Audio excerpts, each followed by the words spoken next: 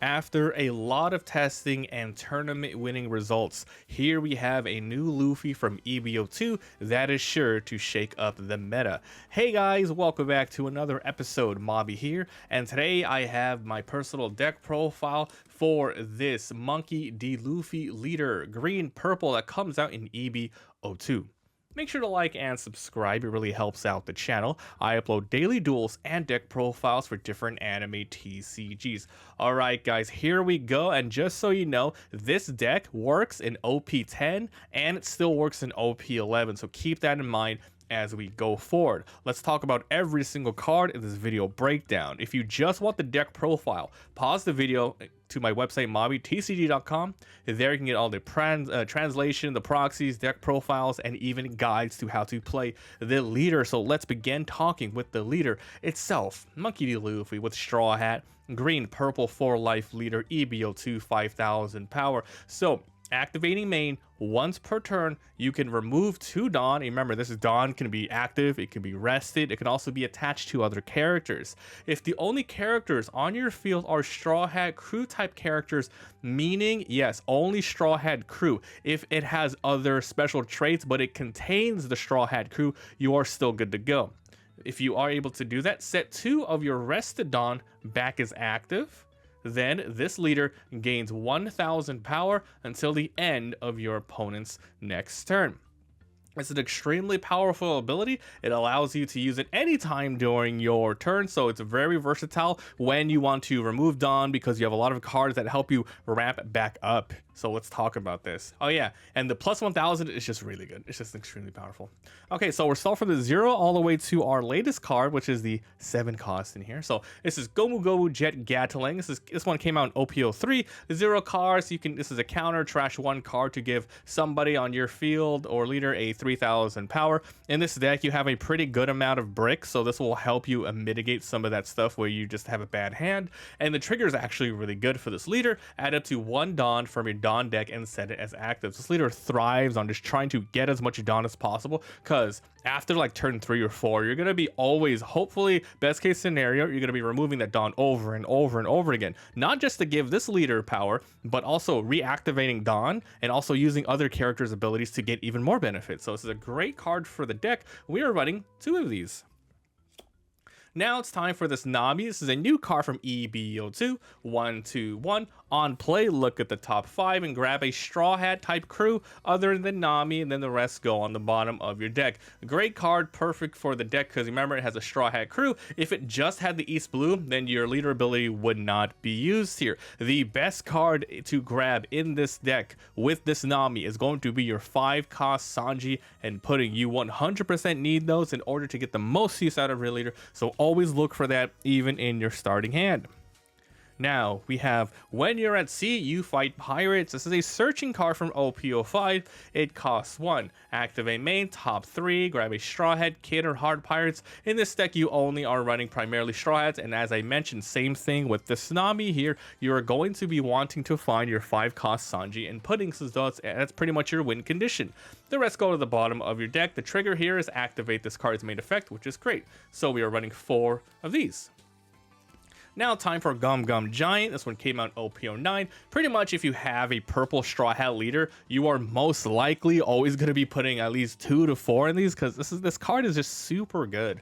So you cost 1, then you counter minusing 2, and once again we talked about that. It doesn't matter where it is on your field, you can remove 2.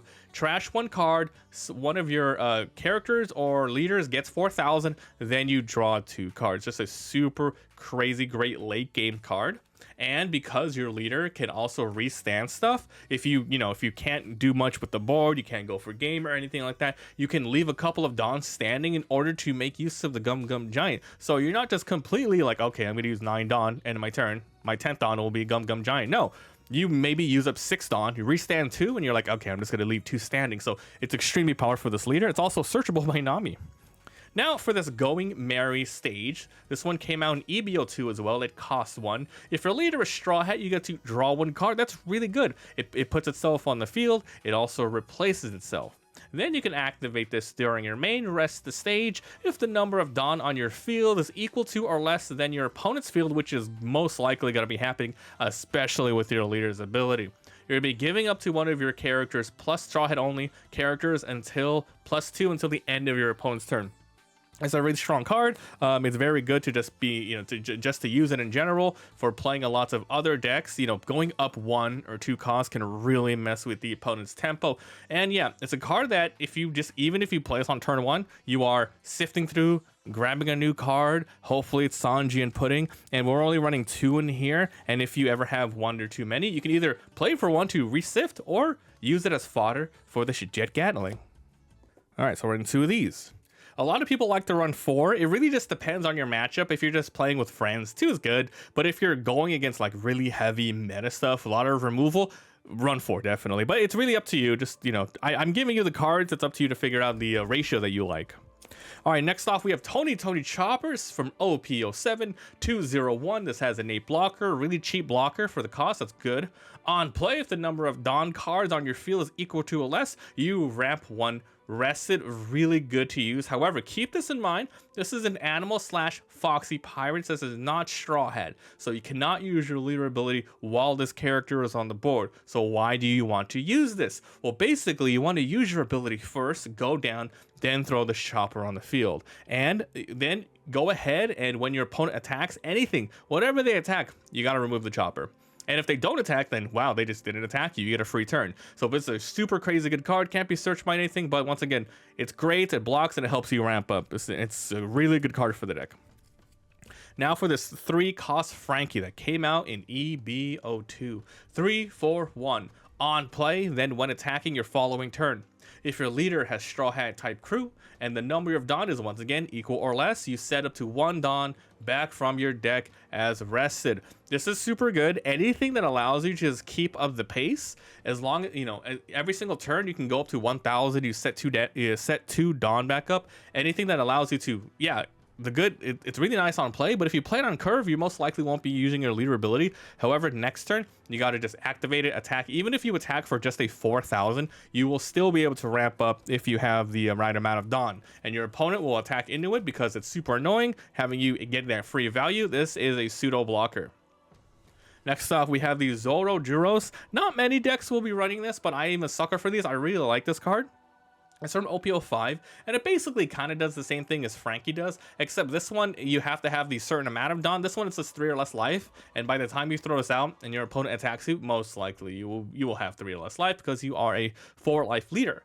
3, 4, 1. When attacking, 3 or less life, set 1 Dawn as active. Now, being as active is super powerful, meaning you can put 1 Dawn on him to be 5,000. Attack, you get the 1 Dawn extra back. So there you go. You really don't lose any of the extra Dawns, and you have a lot of extra Dawn to use with your leader ability. So we're running 3 of these. Next off, we have Uso Hachi, a really strong card that came out in ST18. 3/3/2 on play. If you have 8 or more Dawn on your field, you can rest a 5 or less. Now, if everything goes well, you get all of the cards you need. You're going to be floating around 7, 8, 9, or 10 Dawn, hopefully towards the end of the game, in order to be able to use this ability. And basically, this is primarily used for ending the game, resting a tiny chump blocker, and attacking or going after some of their key piece cards. 4 of these. Now we have a strong card in the form of Zoro Juros. This is from Starter Deck 18, 460. This is one of your many bricks in the deck. Look at the top 5. Grab a purple Straw Hat. Keep that in mind. It's going to be purple Straw Hat. And once again, the best card to grab is going to be your 5-drop Sanjis, and or your Monkey D. Luffy 6 or your 7-drop Luffy Taros. That's kind of what you want with this card. And then after that, it's a 6,000. Your opponent has to, have a very strong character on the board or put a Dawn on their leader to attack it after it's rested. It's a really good card. Now we have Sanji and Pudding. This is what you want to see the deck, and that's why you have a lot of searching. You have the Nami searchers that can grab any Straw Hat. That's good. This as well. However, it's only 3 cards, and then these ones as well. A lot of cards. You want at least, the best case scenario, 2 Sanjis on the board in order to use these abilities. 570, another brick. During your turn, when 2 or more Dawns are returned to your Dawn deck, set 1 Dawn as active. This 100% works with your leader. As soon as you put this on the field, you have 5 rested Dawn, assuming you play it on curve. You throw this back out, and then you're ready to go. You set 2 back up, and then 1 back. You ramp 1 back up as active. You get a lot of value in order to use the extra Dawn to do a lot of stuff. For example, a lot of, you can play a Tony Chopper right after that. It's really good. And then the on play here is if the number of Dawn cards are equal to or less than your opponent, draw one card. Now, if you play this on curve, you most likely won't be able to use the on play because you're not ramping down before you use this, but it's still good if you play it afterwards. So really strong card because every single turn, this character doesn't even have to attack. This can stay on the board and not be attacked. Oh yeah, 7,000 you might attack, right? But basically, yeah, you ramp up with your leader, or not ramp up, you activate the ability, you come one back as active, and then you have a lot of the other stuff to continue helping ramp up. Zoro Juro, Frankie, these Tony choppers. Almost every single one of your little support cards will help you stay on curve and hopefully go down so you can use the effects and then go back up. Okay, next up it's going to be Frenosuke. This is another one of your 2Ks. This came out from OP05 542 with 1 Dawn attached. If you have 8 or more Dawn, this character needs Rush. Now, I mentioned there's very seldom you're going to be using that effect, as well as Usohachi, having 8+ Dawn. But this is here as a 2K, and if that situation ever arises that you need that Rush, then you got it right here. All right, time for one of your game enders of the deck. This is Luffy that came out in EB02 671. If your leader is multicolored, which it has, and your opponent has 5 or more Dawn, which means you can't really ramp up to use this, you kind of want to play it on curve or wait till they have 5 Dawn. Then this character has Rush. When attacking once per turn, return 2 of your active Dawn. This is important. Active Dawn decks, active Dawn cards back to your Dawn deck. Set this character as active, then you self-hurt from the top of your life to your hand.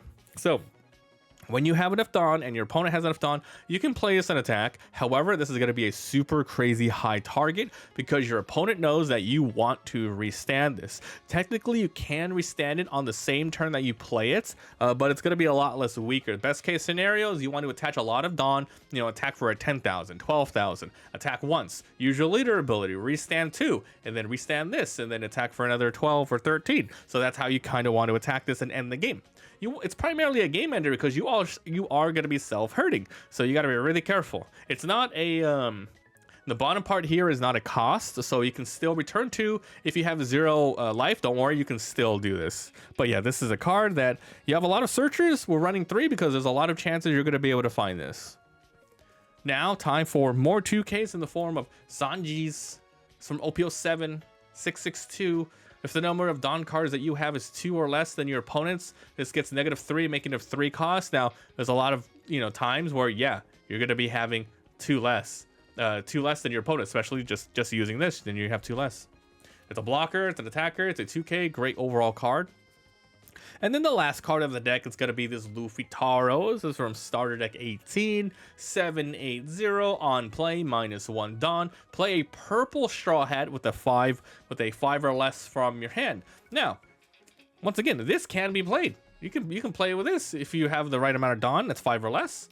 You cannot play this Luffy's. However, one of your best cards to play are going to be these Sanjis and Puddings. These ones completely fill out what you want to need, and by the time you play this, most likely the Dawn fulfillment will be ready to go, and you can draw a card off of that. So we're only running 2 of these. It's not that important, but if you don't have much else to play, you might as well play a big body and 2 at once. So that's how the deck works. Almost every single card in here, guys, is all about Dawn management, bringing it back, controlling, setting Dawn as active, setting it back as rest, and drawing cards when it's rested. So that is the overall game plan. It's a nice, cool, and fun, consistent deck. Been playing it a lot and seeing a lot of great results. So your mileage may vary. A lot of people don't run Zoro Juros. Maybe you don't want to run Luffy Taros. There's a lot in here that's running 3, that's running 2 of a copy. It's up to you to choose whether or not you want to keep and what you want to remove.